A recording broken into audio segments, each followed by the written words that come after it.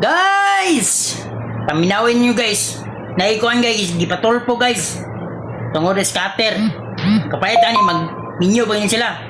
Tanawa ganyan yung action. Guys, Anthony, nasa ng mga itak?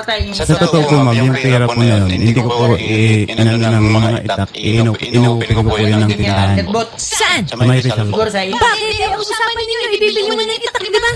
Sa pagbigay ng pera ni Maylin sa'yo, napakalaki at matibay na patunay yun ng kanyang pagbigay ng tiwala sa'yo. Hindi mo ba naisip yun? Pinagkatiwalaan ka sa pera.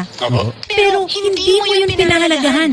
Dito, sa pagkakataong ito, ninakaw mo yung pera. Kahit ikaw naman aaminin mo, di ba, na para talaga sa itak yun? Tama? Pinaniwala mo si Maylin na may kilala ka na gumagawa ng itak.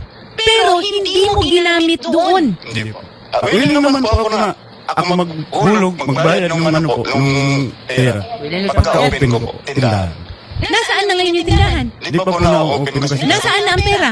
Naipamili ko na po ng ibang gamit po. Meron ka na bang pwesto? Nahanap lang po, pero hindi pa po nagagawa. So, ibig sabihin wala. Ano pa bang magandang gawin dito sa kanya? Kasuhan siya. Kaya, tinatanong lang po namin dito, since hindi po kayo kasal, Pangkwarta, kung asan walang po yung relasyon. pera? May resibo ba yung pagbili mo ng mga itak o mga kutsilyo? Saan mo ba binili? Sa ano po, sa Divisoria po. May resibo yan? O, doon po sa, ano po, sa tindahan. Magkano umabot yun? Lahat ng pinamili mo? Kulang-kulang po 80 po. Nasaan yung tindahan na ginagawa? Sino ang nakatira doon? Wala po. Papuntahan na lang natin na Tini. Magpartner tayo, ikaw yung lalaki, pera ko na nga yung puhunan. Anong gusto mo? Kakant ka na lang sa akin? Ay, okay. Sobra ka na? Ginawa ko naman lahat ang kaya kong magawa. Ako ginawa ko lahat, sobra-sobra. Said na said ako. Ubus na ubus ako. Dapat samahan na ng reporter to. Tingnan talaga kung meron ba yun. Kasi kung wala, diretso na. Kasuhan na. Opo. Diretso na. Bakit nangihingi ka na 5 days? Babalik ko po sana yung 100,000 sa Saan ka kanya. kukuha ng Huli 100,000? ka siya guys, huli. Uuwi pa ako ng Bicol. Pagbalik ko po sa Sino kanya. ang kukunan mo ng pera dun sa Bicol? Yung kaibigan ko po. O, ba't kailangan mo pa umuwi dun? Di tawagan mo nilang, ipa-deposito mo sa kanya dito yung pera. Tingin ko natalo ka lang talaga sa scatter. Ako rin, pakiramdam ko rin. Pasensya na sir ha. Magkano na scatter dito sa 100,000 piso? Konti. Magkano? Hindi na katubag. Gala. 10,000. Sir, magsabi ka na ng totoo. Magkano sir? Hindi mo masabi, malaki masyado sir. Wala! Asan pera ko? Nasaan yung pera?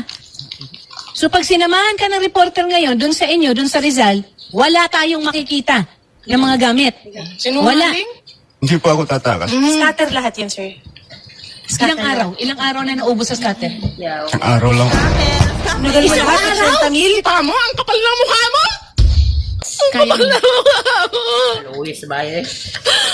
Kapal ng mukha mo. Hindi ko mo dula-dula na. Bisa nga ko ikuan ba? Ang kapal ng mukha mo, Anthony. Ang kapal, sobra.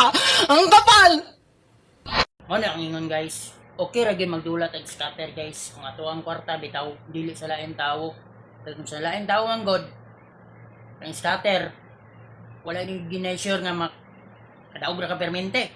Mabangkrut man gayon ang magnegosyo. Kana pa nun mag-scatter ha. Maong ingkod nyo nga. Undangin ninyo mag-scatter. Ha? Kay bagyo yun na maayo nga kuan. Paragon na mo gadget ana din pa. Kuan na pod mo. Porto yun na punto. Moro to, salamat.